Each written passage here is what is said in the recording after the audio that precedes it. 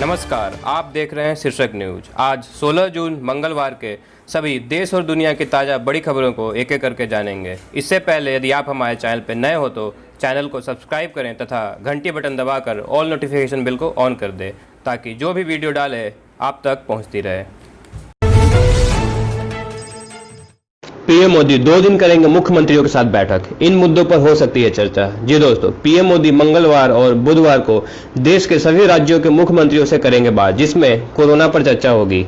हालांकि दोस्तों, अभी तक सरकार की तरफ से लॉकडाउन बढ़ाने को लेकर कोई भी ऑफिशियल अपडेट नहीं है, लेकिन इस 2 दिन के वीडियो कॉन्फ्रेंसिंग में हो सकता है कि सरकार लॉकडाउन से रिलेटेड कुछ फैसले ले सकती है। इसके अलावा ट्रांसपोर्ट साधनों पर छूट की भी चर्चा हो सकती है, या जिन राज्यों में कोरोना के ज्यादा केसेस है वहां वापस लॉकडाउन लगाया जा सकता है। WHO ने दी चेतावनी, 2 हफ्तों तक रोज आए 1 लाख से ज्यादा नए केसेस, अभी भी ऐसा ही चलेगा। जी हाँ, WHO ने चेतावनी जारी की है कि एशिया, दक्षिण अमेरिका और मिडिल ईस्ट के देशों में कोरोना संक्रमण का कहर जारी रहेगा। चेतावनी में कहा गया है कि बीते 2 हफ्तों तक रोजाना 1 लाख से ज्यादा नए केसेस सामने आए हैं और अभी और 15 दिन तक ये सिलसिला जारी रह सकता है। WHO ने चीन के लिए अलर्ट जारी करते हुए कहा कि बीजिंग में मिले नए केस गंभीर मामला है और इससे जल्द निपटना होगा।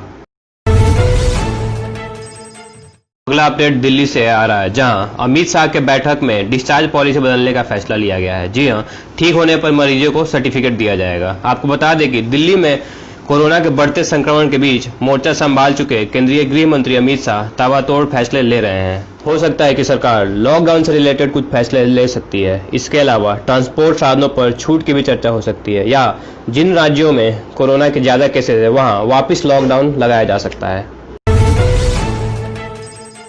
एक बड़ी खबर पाकिस्तान से आ रही है, जहां पाकिस्तान में गायब हुए भारतीय दूतावास के अधिकारियों को रिहा कर दिया गया है। वो भारतीय मिशन पहुंच चुके हैं। जी हां, पाकिस्तान के इस्लामाबाद में भारतीय दूतावास के 2 कर्मचारी रिहा कर दिए गए हैं और वो भारतीय मिशन पहुंच गए हैं। भारत ने दोनों अधिकारियों के कथित तौर पर गिरफ्तार किए जाने पर कड़ा विरोध दर्ज किया था। न्यूज एजेंसी ANI ने सूत्रों के हवाले से बताया है कि दोनों कर्मी भारत उच्च आयोग पहुंच चुके हैं। आपको बता दें कि पाकिस्तान के मीडिया ने खबर दी थी कि सोमवार की सुबह से लापता 2 भारतीय कर्मचारी को पाकिस्तान के अधिकारियों ने टक्कर मारकर भागने में कथित तौर पर संलिप्तता के आरोप में गिरफ्तार किया था।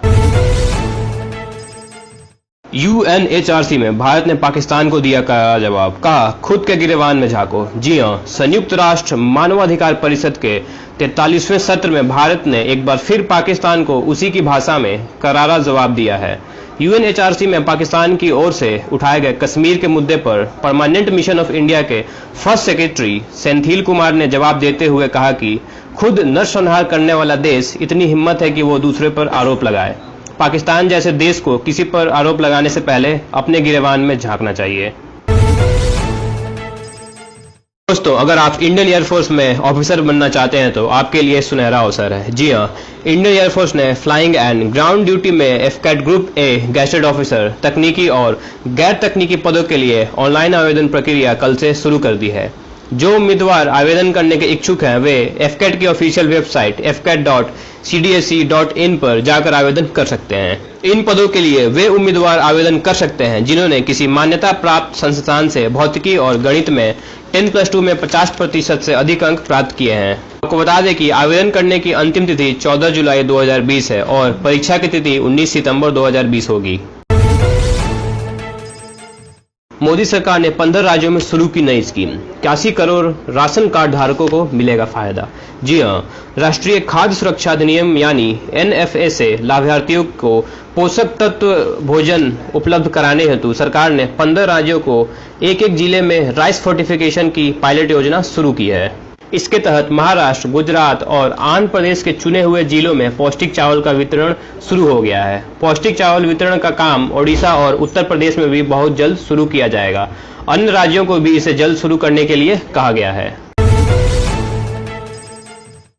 तो आइए दोस्तों, जानते हैं कि चीनी वायरस को लेकर क्या ताजा अपडेट और आंकड़े आ रहे हैं। जी हाँ, तो मैं आपको बता दूं कि देश में अब तक कुल 3,43,000 से ज्यादा केसेस हो चुके हैं, जिनमें से 1,80,000 से ज्यादा लोग रिकवर्ड हो गए हैं और मृतकों की संख्या 9,900 तक पहुंच गई है।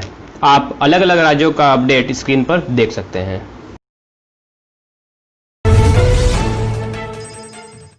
अगला अपडेट भी कोरोना वायरस को लेकर है, जहां आईसीएमआर ने एंटीजन टेस्टिंग किट को मंजूरी दे दी है, जिसके रिजल्ट आधे घंटे में आ सकते हैं। जी हां, आपको बता दें कि देश में कोरोना वायरस की टेस्टिंग को लेकर लगातार चर्चा हो रही है। दिल्ली में कम टेस्टिंग को लेकर सवाल उठ रहे हैं। इस बीच Indian Council of Medical Research की ओर से एक और कोरोना टेस्ट की तकनीक को मंजूरी दे दी गई है। इसके जरिए सिर्फ आधे घंटे में ही टेस्ट का रिजल्ट आ जाएगा। तो आइए दोस्तों, अब हम अगले 24 घंटे के दौरान देश भर के संभावित मौसम के पूर्वानुमान को जानते हैं। जी हां, अगले 24 घंटे के दौरान पश्चिम बंगाल, ओडिशा, बिहार, झारखंड के कुछ हिस्सों, छत्तीसगढ़, मध्य प्रदेश, विदर्भ के कुछ हिस्सों, तटीय कर्नाटक, उत्तरी केरल, कोंकण और गोवा, गुजरात और मध्य महाराष्ट्र के कुछ हिस्सों में हल्की से मध्यम बारिश के आसार हैं। वहीं आंध्र प्रदेश, आंतरिक कर्नाटक, तेलंगाना, पूर्वी उत्तर प्रदेश, अंडमान व निकोबार द्वीप समूह और लक्षद्वीप के कुछ हिस्सों पर हल्की से मध्यम बारिश हो सकती है। इसके अलावा उत्तर पश्चिम भारत के साथ साथ उत्तर भारत के पर्वतीय क्षेत्रों में मौसम शुष्क बना रहेगा।